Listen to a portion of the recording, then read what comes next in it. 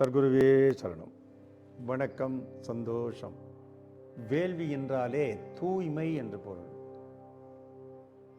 புனித உணர்வு, தூய உணர்வை பெறுதல். புறத்திலே செய்யப்படுகிற யாகம், யஜ்ஞம் இவைகளெல்லாம் புறத்தில் அக்னியை வைத்து செய்யப்படுவர். அக்னிக்கு அனைத்தையும் அர்ப்பணிக்கிறோம்.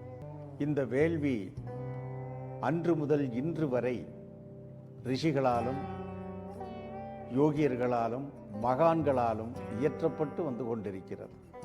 ஆகவே வேள்வி எல்லா காலங்களிலும் அவசியமாக கருதப்பட்டு அந்த வேள்விகள் தொன்று தொட்டு செய்யப்பட்டு வருகிறது. இந்த தவ வேள்வி தனக்குள் இருக்கின்ற குண்டலினி என்ற மகா அக்னிக்கு அனைத்தையும் அர்ப்பணித்து செய்வது தவ வேள்வி. மனித வாழ்க்கையில் ஏற்படுகிற தடைகள் அனைத்தையும், பஞ்சபூத தடைகள், பிற உயிர்களின் தடைகள், தன்னுடைய எண்ணம், சொல், செயல் இவைகளால் வருகிற முன்னேற்றத்திற்கு ஏற்படுத்தப்படுகிற தடைகள், இந்த தடைகளையெல்லாம் நீக்க அகத்திலே செய்யப்படுகிற வேள்வி தவ வேள்வி.